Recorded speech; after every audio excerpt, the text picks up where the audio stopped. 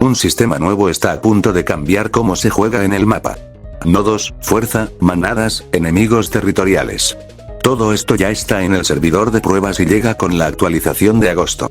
Si tu especie favorita está en esta lista, lo que estás a punto de escuchar te interesa. Buenas, ¿qué tal? Soy Ifrax y hoy hablaremos de algo muy interesante. Repasaremos todo sobre el sistema de territorios. No olvides suscribirte y apoyar el video con tu hermoso like. Comencemos.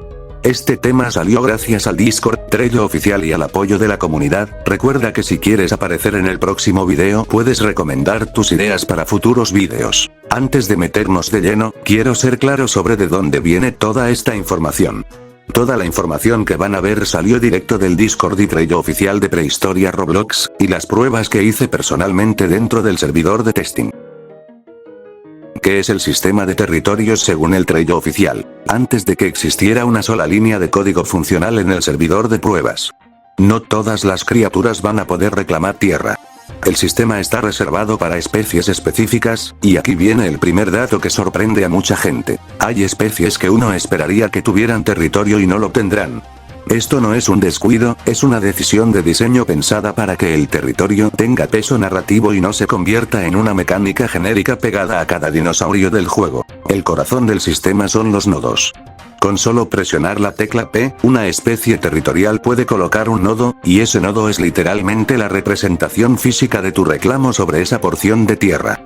Cada especie tiene un límite máximo de nodos que puede colocar, así que no se trata de expandirse infinitamente, sino de administrar con inteligencia el espacio que tienes disponible. Los límites de ese territorio no son invisibles, se pueden ver activando el olfato, lo que convierte el sentido del olor en una herramienta de exploración territorial además de una herramienta de caza. Ahora, aquí está la parte que le da profundidad real al sistema: la fuerza del nodo. Un nodo no es estático ni permanente, se comporta casi como un ser vivo que necesita mantenimiento constante. Esa fuerza disminuye lentamente con el paso del tiempo, y ese declive se acelera de forma notable si hay un intruso dentro de tus límites. Esto significa que ignorar tu territorio mientras cazas lejos tiene un costo real. Para compensar esa pérdida, existen dos formas de recuperar fuerza: transmitir contenido, es decir, rugir o vocalizar estando dentro del nodo, o simplemente permanecer dentro de él. Si la fuerza cae a cero por demasiado tiempo, el nodo desaparece por completo, y todo lo que construiste ahí se pierde. Pero la fuerza del nodo no depende únicamente de ti como individuo, también depende de la fuerza de tu manada. Y esta fuerza de manada se calcula con varios factores combinados. El primero es el tamaño, tener más miembros de tu misma especie dentro del grupo suma directamente. El segundo es tener un líder fuerte, alguien con un nivel considerablemente más alto que el resto de la manada, porque el sistema premia jerarquías claras y no grupos donde todos están igual de débiles. El tercer factor es tener un nido activo dentro de un nodo territorial, y ese nido puede pertenecer a cualquier miembro de la manada, no necesariamente al líder. Después está el componente que introduce fricción real entre especies: los enemigos territoriales. Cada especie tiene rivales predeterminados que, si entran a tu zona, debilitan activamente la fuerza de tus nodos. El ejemplo que el propio estudio usa es perfecto para entender la lógica. El Allosaurus y el Baryonyx son competidores territoriales naturales, así que un Allosaurus simplemente no va a tolerar un Baryonyx merodeando dentro de sus límites. Esto convierte al territorio en un campo de tensión constante, no en una zona segura garantizada. Y todo ese esfuerzo de mantener, defender y fortalecer un territorio tiene una recompensa que vale la pena. Un territorio exitoso otorga regeneración de salud mejorada, más daño en combate, experiencia pasiva simplemente por estar ahí, y una velocidad de anidación superior. Además, dentro de esa zona los puntos de aparición de comida se regeneran más rápido, lo que convierte a un buen territorio en una base de operaciones genuinamente superior a cualquier otro punto del mapa. Lo que hace que este sistema no se sienta plano es que el comportamiento territorial cambia radicalmente entre especies. El propio estudio lo explica con dos ejemplos que son casi opuestos entre sí. El Utahraptor, una criatura ágil y profundamente gregaria, probablemente termine con territorios extensos, fáciles de defender en grupo, donde la fuerza colectiva de la manada es lo que realmente importa. En el otro extremo está el Euskelosaurus, lento, dependiente casi exclusivamente de su propia fuerza individual, con territorios diminutos de un solo nodo que debe cuidar personalmente como si fuera el rey de una pequeña colina que nadie más quiere pero que él está dispuesto a defender hasta el final. Por último, y esto es fundamental para cualquiera que juegue en grupo, solo el líder de un grupo, o un jugador en solitario, puede colocar nodos. Solo los miembros de la misma especie que el líder pueden contribuir o beneficiarse de esos territorios, lo cual empuja a los grupos de una sola especie a sentirse más inmersivos, sin cerrarle la puerta a los grupos mixtos que buscan sobrevivir juntos. Y hay un detalle casi cruel para quien se une a un grupo ya formado. Si entras como jugador individual, tus nodos previos pasan a estar no incorporados, quedan inútiles, no se pueden fortalecer y se marcan con un icono distinto hasta que el líder decide aceptarlos oficialmente para el grupo. Si en algún momento decides abandonar ese grupo, los nodos que fueron incorporados se quedan con el grupo, pero los que nunca llegaron a incorporarse vuelven a ser tuyos. Con toda esta base oficial ya sobre la mesa, la pregunta que realmente importa es otra. ¿Cuánto de todo esto ya está funcionando de verdad en el servidor de pruebas? Porque ahí es donde la teoría se convierte en algo jugable.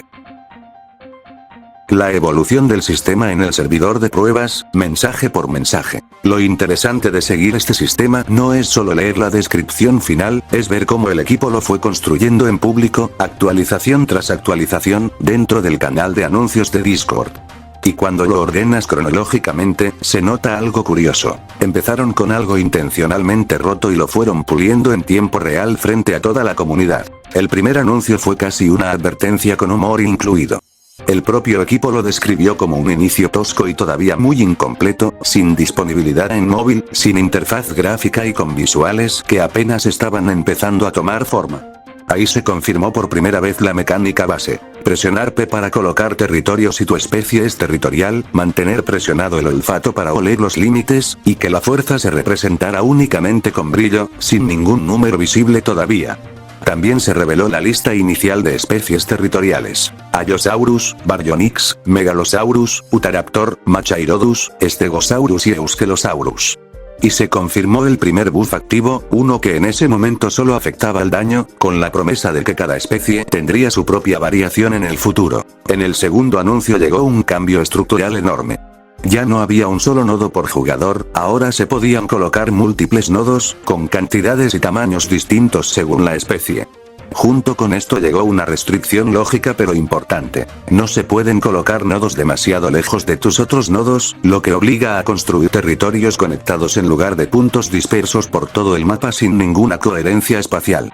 En ese mismo mensaje el equipo fue honesto sobre el estado del sistema, admitiendo que ya era funcional pero que, sin interfaz ni retroalimentación visual clara, los jugadores todavía iban a sentirse perdidos. El tercer mensaje trajo algo esperado por buena parte de la comunidad que juega desde celular, un botón dedicado para territorios en la interfaz móvil, representado como un botón naranja de anidación, visible únicamente si tu especie pertenece a la lista territorial.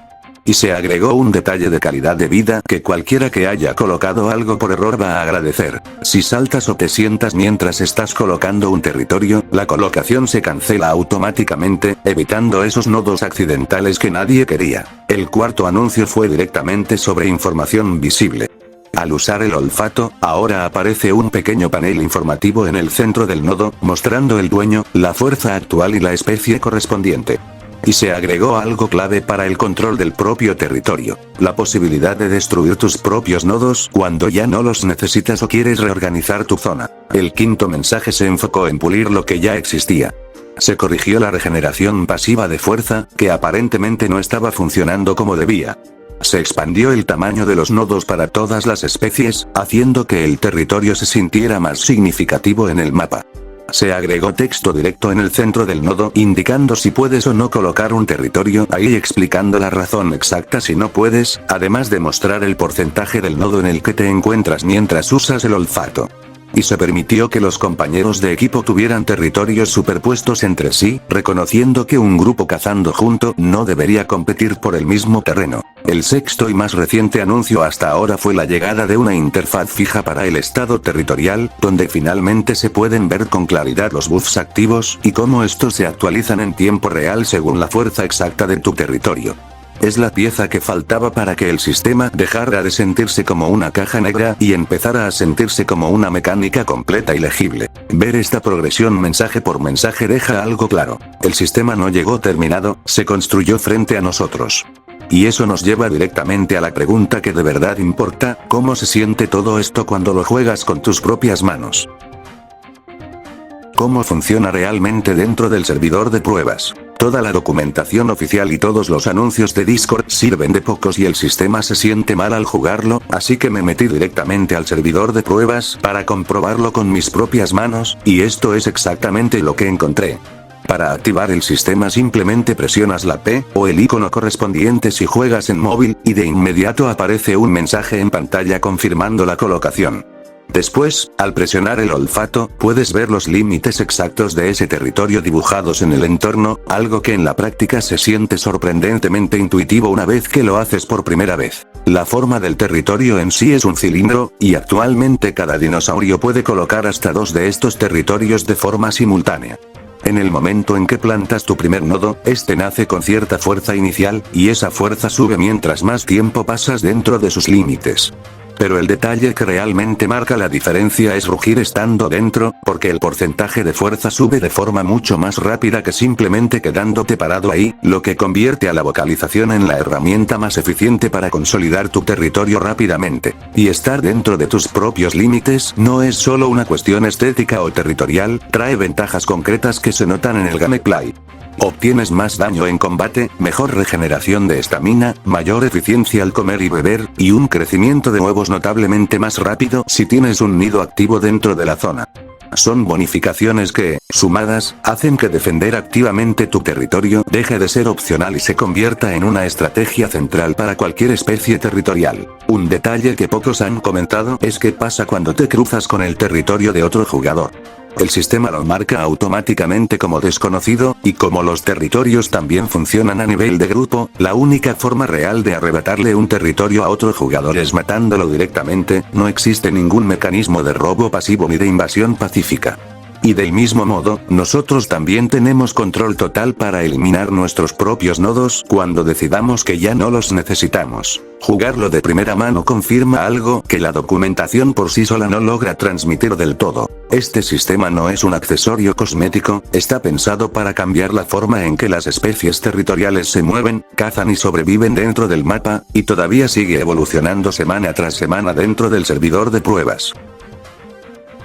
Conclusión final. Lo que empezó como una simple línea en el trello oficial, una promesa de que ciertas especies tendrían territorios propios, terminó convirtiéndose en uno de los sistemas más completos que ha llegado al servidor de pruebas en mucho tiempo.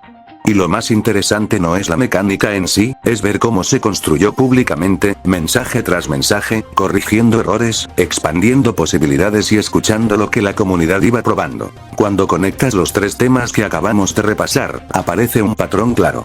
La visión oficial del trello definió las reglas del juego, la cronología de Discord mostró cómo esas reglas se fueron ajustando en tiempo real, y la experiencia directa en el servidor de pruebas confirmó que, más allá de los ajustes pendientes, el sistema ya se siente sólido y con verdadero potencial para cambiar cómo se juega con especies territoriales. Con la actualización de agosto acercándose, todo indica que este va a ser uno de los cambios más importantes del año para quienes juegan especies como el Allosaurus, el Utahraptor o el Euskelosaurus.